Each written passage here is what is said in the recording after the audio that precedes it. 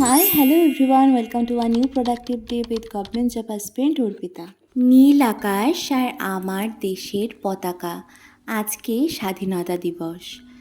এই স্বাধীনতা হলো দেশের মুক্তির একটি দিন।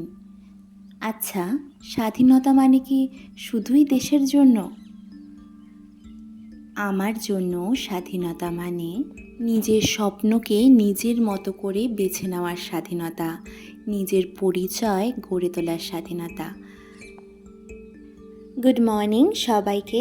আমি হলাম অর্পিতা, একজন গভর্নমেন্ট জব অ্যাসপিরেন্ট। বর্তমানে সিটেট ও আপার প্রাইমারির প্রস্তুতি নিচ্ছি। তো সকালে উঠেই পতাকা উত্তোলন হলো, তারপর সোজা বসে পড়েছি পড়তে। তো আজকে কিন্তু শুরুতেই টু ডু লিস্ট করছি না, একদম সোজা রিভিশন দিচ্ছি। হ্যাঁ, আর মাত্র সিটেট পরীক্ষার আছে 15টা দিন। হ্যাঁ 15টা দিন আছে আর আমাদের হাতে।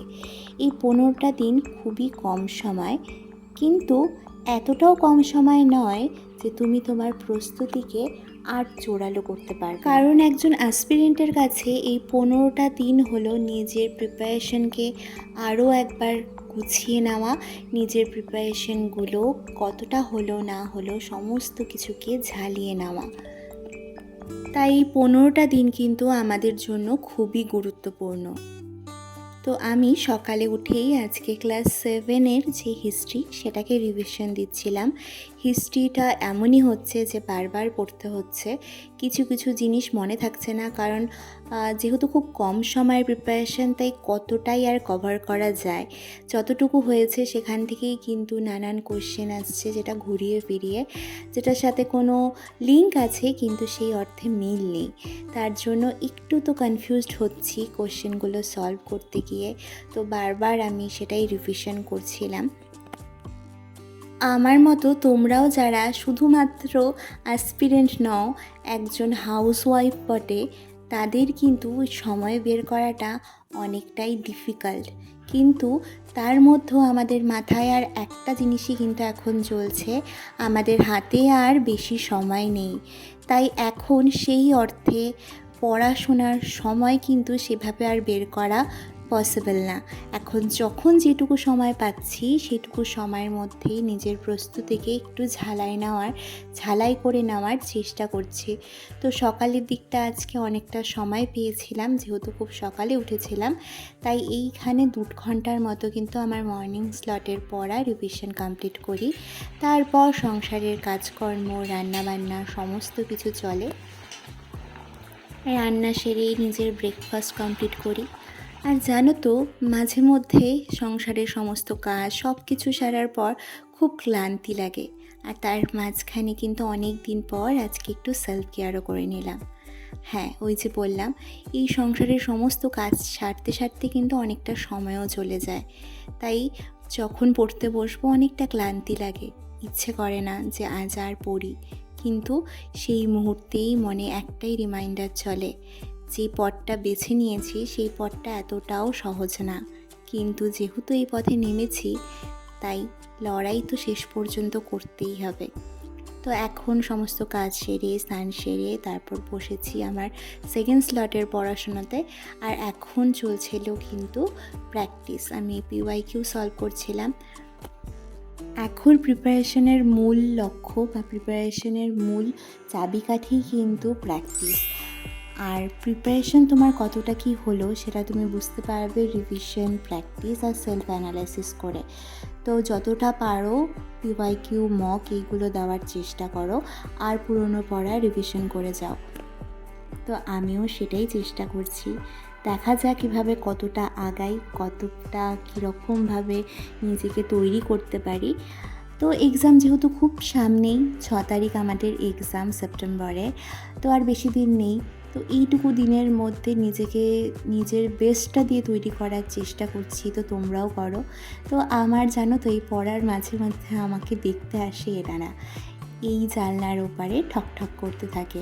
ওরাও জানান দেয় যে হ্যাঁ তুই পড়, তোর পাশে আমরাও আছি।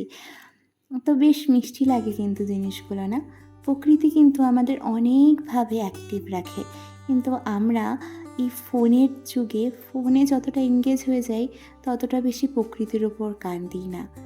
কবির কথায় প্রকৃতির ছন্দে যদি একবার গান রাখি তাহলে আমরা প্রকৃতিকে আরও ভালোভাবে উপভোগ করতে পারবো। এখন বিকেলবেলা একটু টিফিনের জন্য ম্যাগি করে নিয়েছিলাম, আর এটা আমি খুব কুইকলি করি। স্যুপ ম্যাগি টাইপের, খেতেও কিন্তু বেশ ভালোই লাগে। তারপরে টিফিন করে নিয়ে, সবার জন্য টিফিন করে নিয়ে নিজেও করে নিই, তারপর বসে আবারও পড়তে।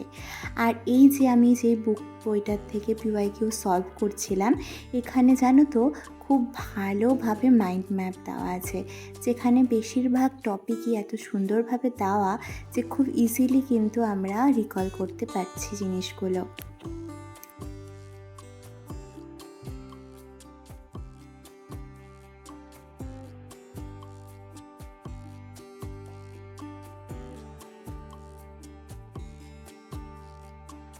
তো এখানে আমি কোহেলবার্গের ডেভেলপমেন্টের যে থিওরি, তো সেটা পড়ছিলাম। তো কোহেলবার্গের মোরাল ডেভেলপমেন্টের থিওরি, তো তিনি 3টা স্টেজের কথা বলেছেন, আর 3টা স্টেজের প্রত্যেকটাতে কিন্তু 2টো করে পার্ট আছে। তো প্রথম যে স্টেজটা সেটা হলো প্রি কনভেনশনাল, দেন পরেরটা হলো কনভেনশনাল, তারপরটা হলো পোস্ট কনভেনশনাল। তো এভাবে আমি নিজে একটু চেষ্টা করছিলাম, তো হ্যাঁ ভালো মতো কিন্তু সেটা আমার মনে আছে। তো যে জিনিসগুলো থিওরিগুলো একবার যদি বুঝে নিতে পারো, মাথায় যদি গেঁথে নিতে পারো, তাহলে কিন্তু ইজিলি সেটা মনে রাখা যায়। আর থিওরি মনে রাখার এটাই টেকনিক, আর কোনো টেকনিক নেই বলে আমার মনে হয়। হ্যাঁ, তো যেটা বলছিলাম যে আমাদের এক্সামের আর 15টা দিন বাকি। এই 15টা দিনে হয়তো পুরো পৃথিবীটাকে পাল্টে ফেলা যাবে না, বা এই 15টা দিনে প্রস্তুতি 100%ও করা যাবে না, কিন্তু এই 15টা দিনে যেটা করা যাবে সেটা হলো নিজের প্রস্তুতিকে আরও বেশি স্ট্রং করা যাবে। যেটা দেওয়া যাবে 100% সেটা হলো নিজের এফোর্ট আর নিজের চেষ্টা, শুধু সেটাই আমাদের হাতে আছে, আর বাদবাকি সমস্তটাই কিন্তু আমাদের ডেস্টিনেশন। তো পড়তে পড়তে অনেকটা ক্লান্তিও লাগছিল, ঘুমও পাচ্ছিল। ওই হাউসওয়াইফদের যেটা হয়, যেই সময়টা আমাদের বিশ্রাম নেওয়ার, সেই সময়টা আমাদের পড়ার কাজে লাগাতে হয়, কারণ এটা আমাদের একটা নিজের সাথে নিজের যুদ্ধ। এই যুদ্ধটা আমরা বাইরের লোককে কিন্তু বোঝাতে পারি না। তো যতই যাই হোক, আমাদের কিন্তু ফোকাস থাকতেই হবে। আর একটা কথাই মনে রাখতে হবে, চলো let's learn, work hard and achieve our dreams with together. দেখা হচ্ছে তোমাদের সাথে অন্য ব্লগে। টাটা।